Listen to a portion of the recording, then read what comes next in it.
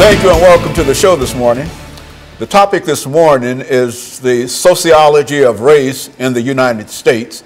And we're fortunate to have with us to talk about the sociology of race in the United States an eminent sociologist from Tennessee State University, Dr. EKSanford. And of course, Dr. Sanford has been with us on a number of occasions, and each time he brings us excellent information. And Dr. Sanford, let me welcome you to the show this morning, and to tell you how delighted we are to have you here this morning to deal with this topic of the sociology of race. Now, it might sound strange to talk about the sociology of race, but I felt that as a sociologist, you have all the information, academic information, and et cetera, so that we could sort of build the show around this kind of information. And I think that that will be quite informative in reference to what we're trying to do here.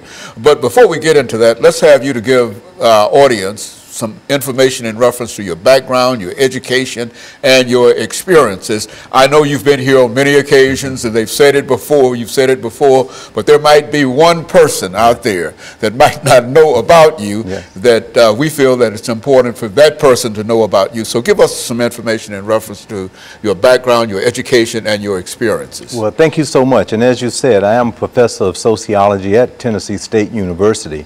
I guess I'll start from my latest all the way up to the present.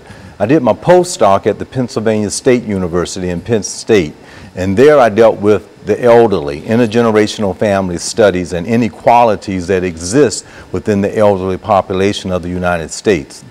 Prior to that, I was at Howard University in Washington, D.C., where I did my doctorate degree on the homeless elderly, again looking at race differences as well as homelessness within the United States. But while there, I had some unique experiences at working with the national headquarters of the American Red Cross in HIV/AIDS education. We were the groundbreaking organization that started the whole issue of outreach for HIV/AIDS that was funded by the Centers for Disease Control and the United States Congress. Also, while there, I worked with the D.C. Superior Court. In that capacity, we dealt with mediation within the court system. I also worked with the American Association of Black Law Enforcement Executives, dealing with incarceration rates here in the United States and victims assistance. But I did my undergraduate degree at North Carolina Central University, as well as some studies at UNC in Chapel Hill and at the Institute for Social Research at the University of Michigan. Cool. And then one of my specialty areas in this particular has been in race and ethnic relations, in medical sociology. And while at Howard University, they had an excellent program in Africana Studies and African American Studies, looking at a diaspora type of issue.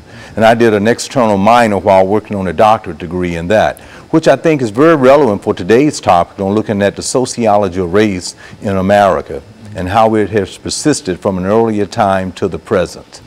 And so I think that we've got some excellent information, and you've got the best experience to really talk about the sociology of race in America. What would you say in reference to making a statement that would sort of bring into view your basic information that you're going to deliver to us today? Give us sort of a capsule of what you wish to bring to us this morning. Absolutely. I think race, what I would like the viewing audience to understand, is a very complex issue, and it's totally ingrained in the very fabric of the American culture.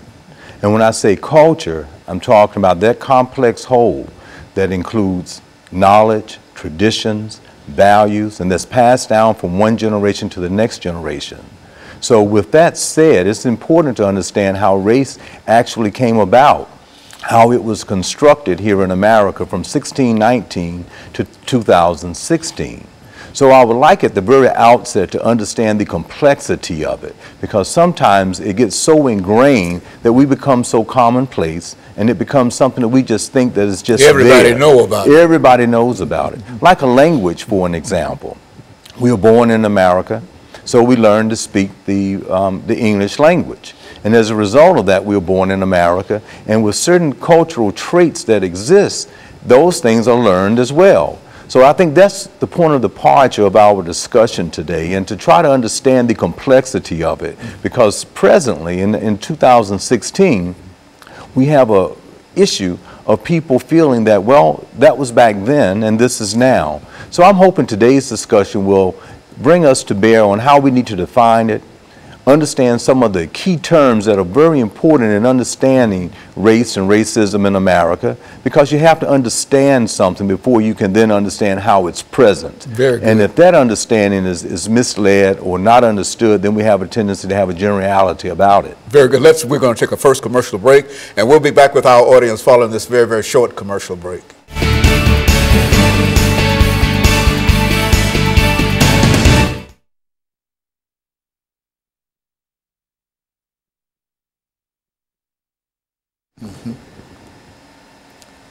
And so what I'll do, I'll just introduce the show again, and you do just as you did this time, just take it on.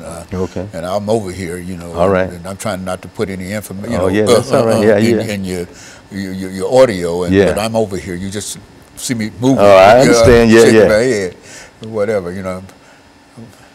Well, that's excellent. Yeah, that's what we want to start doing. That gives us. And I'll just introduce the show again, and then turn it over to you.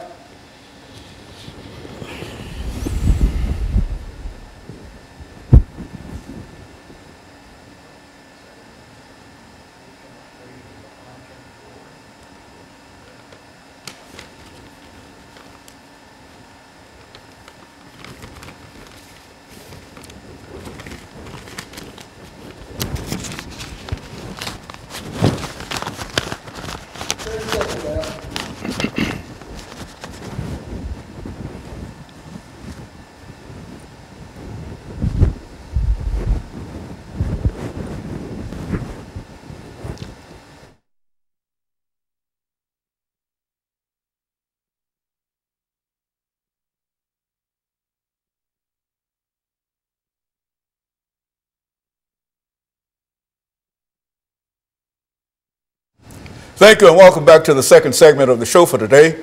We're talking to Dr. EKSanford from Tennessee State University, who's giving us some sociological information in reference to race in the United States. Dr. Sanford, let's see if we can pick up where we left off during that first commercial break by giving you an opportunity to further elaborate in a real sense upon some of the things that you feel to be important dealing with the issue of race in the United States. Well, thank you very much again. Dr. Higginbotham suggests that race is fundamentally a part of social structures here within the United States. In the last segment, I mentioned about the complexity of race because it is so ingrained in the fabric from 1619 to 2016. So what does that theoretical framework mean by fundamentally a part of social structures? If we think of the 10 major institutions that make up the society, such as family, such as economics, such as education, such as medicine, such as the government and politics, entertainment, mass media, law, all of those types of characteristics that make up the society, Higginbotham would suggest was ingrained in a very racist way toward African Americans and other ethnic groups in America, and that it still persists as we think about how culture is defined as something that is passed down from one generation to the next generation to the present time here in 2016 and ahead. Now, Alex de Tocqueville, a great French philosopher, came to America maybe 150 years or so after 1619. And what he found as he was traveling in horse and buggy throughout the South, these people of African descent that were enslaved. And as he looked at the very foundations of society, he said there's no way America could ever reach a democracy. Why? Because it was founded on slavery. So therefore, when we think in terms of it being so ingrained in our society, in order for us to make improvements on it, we must just understand that that's how this particular country and society was founded. Now, many people listening would say there's plenty of evidence that race relations has changed, and they're absolutely correct. You and I can remember when school segregation was very prevalent here in the United States. Some people might be able to look at a little age difference between us, but I was in a segregated type of a situation through the 8th grade. Many of the viewing audience might remember that. So the segregation took place so we can see how there were certain improvements. We can look back at 244 years of enslavement in 1861 to 1865 with the Civil War, and after it ended, there was the Emancipation Proclamation. So 13th Amendment freed the slaves, the 14th Amendment, they gave a citizenship right, and the 15th Amendment gave the right to vote.